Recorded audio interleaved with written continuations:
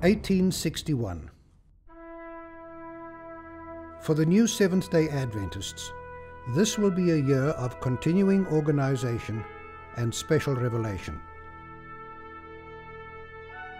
As for the nation, the conflagration of secession is about to erupt into war, and the United States will soon be engulfed in turmoil and heartbreak.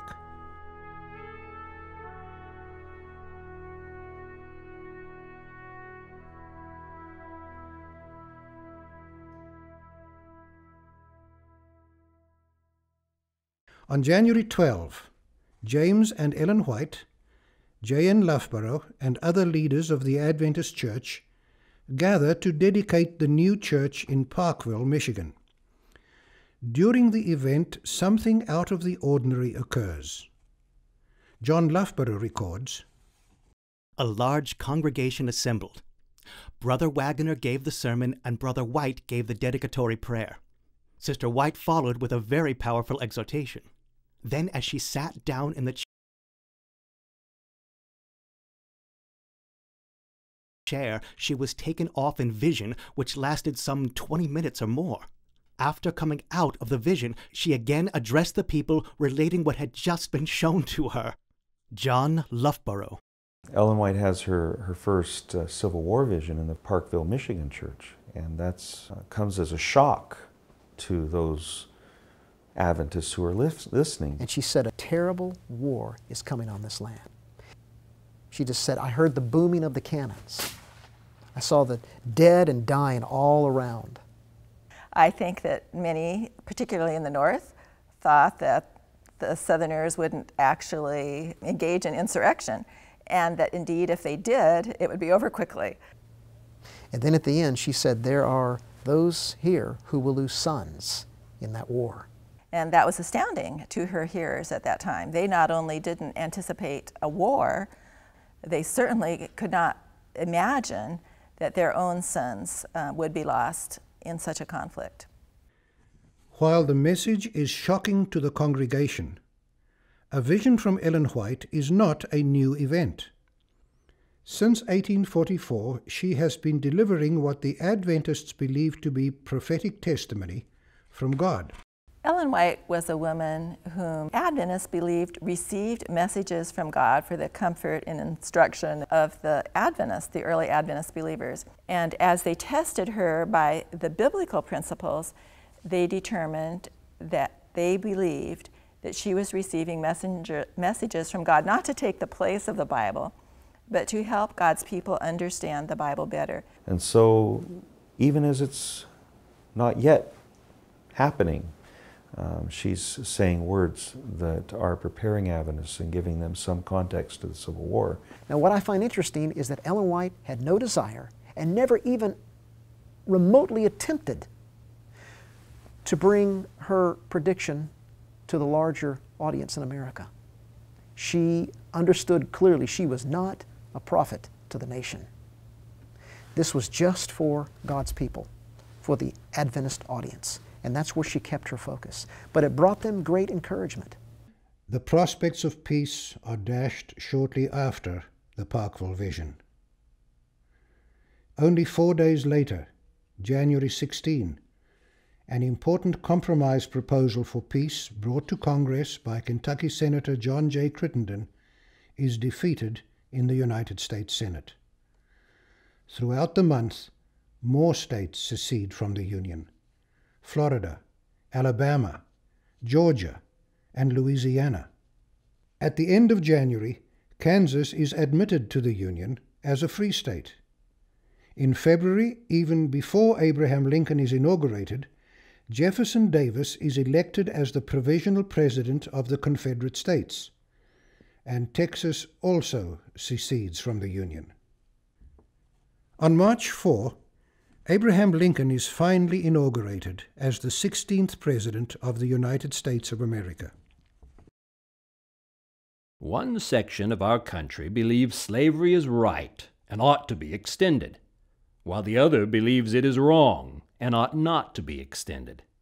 This is the only substantial dispute. In your hands, my dissatisfied fellow countrymen, and not in mine, is the momentous issue of civil war. You have no oath registered in heaven to destroy the government, while I shall have the most solemn one, to preserve, protect, and defend it. We are not enemies, but friends. We must not be enemies. Though passion may have strained, it must not break our bonds of affection. The mystic cords of memory, stretching from every battlefield and patriot grave to every living heart and hearthstone all over this broad land, will yet swell the chorus of the Union when again touched, as surely they will be, by the better angels of our nature. Notwithstanding Lincoln's hopeful words, the national situation continues to deteriorate. At Fort Sumter, Major Robert Anderson and 127 loyal Union troops are surrounded by rebel batteries. The fort is the last Union outpost in South Carolina and is quickly taking on a symbolic significance for the entire country. And so Sumter became, the rallying cry, because it was an occupied federal fort, paid for with federal money, not South Carolina. That was not a South Carolina fort, it was a federal fort. Should Lincoln withdraw his troops? Should he order reinforcements and start a bloody contest? Conflicting advice comes from every side. Lincoln knew they had to fire first. He could not be seen firing first. He was going to make them shoot him. They were going to have to do it. That makes them the aggressor nation. And that had to be the case. He could not be seen as the aggressor. Confederate batteries opened fire on Fort Sumter on April 12. War has begun. On the heels of Fort Sumter, the last Confederate states leave the Union. Virginia, Arkansas, North Carolina, and Tennessee. On May 20, Richmond, Virginia, is named the new Confederate capital. Even as states are seceding, the Advent Review Publishing Association, which had been named the previous year, is finally incorporated under Michigan law. Now discussion turns to the structure of the church itself. Brother Loughborough presents as the next subject for consideration a more complete organization of the church. Moved by Brother Hull that the ministers assembled at this conference be requested to write out an address on the subject of church organization. Carried. The ministers write the requested document, and it appears in the Review and Herald on June 11. For the next several months, debate rages over the proposed plans, including the organization of standing state and district conferences. Adventists back east vehemently oppose the idea, and the spectre of Cottrell's words published a year ago come back to haunt, that organizing lies at the foundation of Babylon. They even go so far as to suggest that the Battle Creek Adventists have apostatized and become Babylon already. James White is especially discouraged by this resistance. Returning from a tour of the East, he writes, "On our eastern tour thus far, we seem to be wading through the influence of a stupid uncertainty upon the subject of organization. The infection was deep and stupefying. Many of our brethren, especially in the East, stood in doubt. The brethren in Pennsylvania voted down organization, and the cause in Ohio has been dreadfully shaken. It has suffered everywhere. A dreadful feeling of discouragement came over us that we have not yet been able to shake off." James White. But before the issue can be settled, the Civil War begins in earnest. After nearly 4 months of military preparation, the armies of both the North and the South take to the field.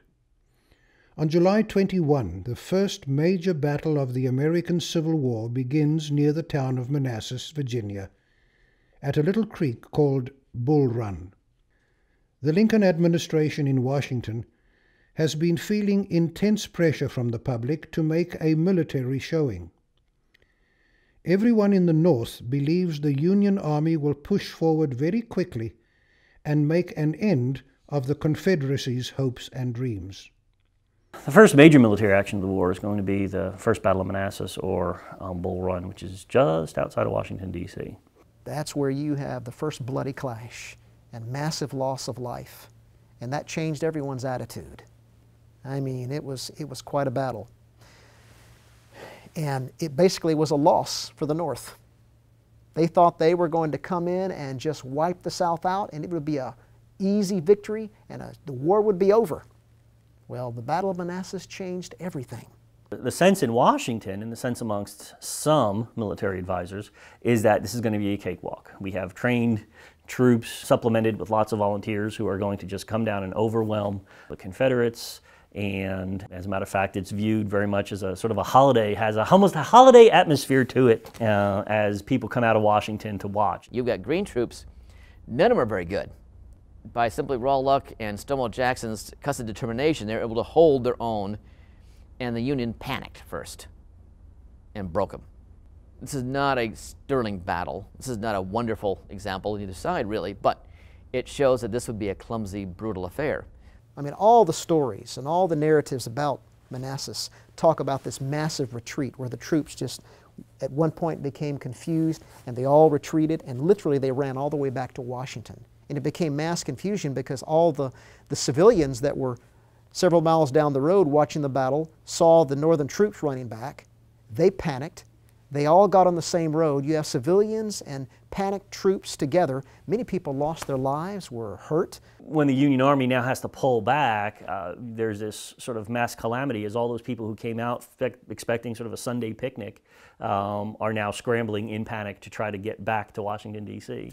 And it doesn't matter, I think, whether you're wearing civilian dress or soldier dress. The minute you see people fleeing in panic, you want to flee in panic as well. And it just turns, what was supposed to be a very easy battle turns into an almost rout as the Union Army makes haste and runs pell-mell back to Washington, D.C. Only 2 weeks later, as confusing news of the battle is still being relayed to the home front, the Seventh-day Adventists receive special insight. On August 3, Ellen White has another vision, which she says comes directly from God. She is shown by an angel the scenes of the battle which had taken place only 2 weeks before. I had a view of the disastrous battle at Manassas, Virginia. The Northern army was moving on, not doubting but that they would be victorious. Many were reckless and marched forward boastingly as though victory were already theirs. They rushed into battle and fought bravely, desperately. The dead and dying were on every side. Both the North and the South suffered severely. The Northern men were rushing on, although their destruction was very great. Just then, an angel descended and waved his hand backward. Instantly there was confusion in the ranks, and a precipitate retreat commenced. Then it was explained that God had this nation in his own hand, and would not suffer victories to be gained faster than he ordained, and would permit no more losses to the Northern men than in his wisdom he saw fit, to punish them for their sins. And had the Northern army at this time pushed the battle still further, in their fainting, exhausted condition, the far greater struggle and destruction which awaited them would have caused great triumph in the South. God would not permit this, and sent an angel to interfere. The sudden falling back of the Northern troops is a mystery to all. They know not that God's hand was in the matter. Ellen White. And so there was just massive chaos. So she is describing something that is documented in the literature about this particular battle. But what's most significant is the interpretation she gives to this battle, the theological interpretation. Ellen White, in her prophetic vision dealing with First Bull Run, sees the religious aspect or the religious side of that. There is definitely a religious tone amongst evangelicals in general to the war itself. Lots of them will see the war as punishment to the United States for even tolerating the institution of slavery, and certainly for tolerating it for as long as they did. And Ellen White certainly fits into that category. There were newspapers, of course, at that time, and they were hearing about these terrible battles, the tremendous loss of life. To know that God was giving messages to Ellen White that related to the very times in which they lived and the horrific news that they were hearing must have been comforting to know that God in His sovereignty was revealing at least parts of His will to His people. It gave them a sense of hope that they would get through this experience. Therefore, they didn't have to be obsessed with what's going to happen with the next battle. They could leave it in the Lord's hands. This nation was in His hands. The North would eventually prevail. Slavery would not prevail in this nation. God would take care of that so they could focus on other things. And I would suggest that that was a part of the motivation to organize. So they had hope that they could organize and that it would serve a purpose to reach out to the world. That, in other words, things were going to go beyond the Civil War. As the war dominates the national landscape, the Adventists struggle with organization. Debate continues in congregations across the country and in the pages of the Review. But finally, at a general meeting held October 5 and 6 in Battle Creek, the very first Seventh-day Adventist Conference is formed. The leaders and members in the state come together and agree that they will form a standing body that will provide leadership, guidance, and organization to the Adventist churches in Michigan. Resolved that we recommend to the churches in the state of Michigan to unite in one conference with the name of the Michigan Conference of Seventh-day Adventists. Adopted. James White sums up the hopeful feelings of the Battle Creek leadership as he says, "We are glad to see our people awake to the subject of organization. To us, it is a sign of better days." But sadly, better days are not ahead for the nation.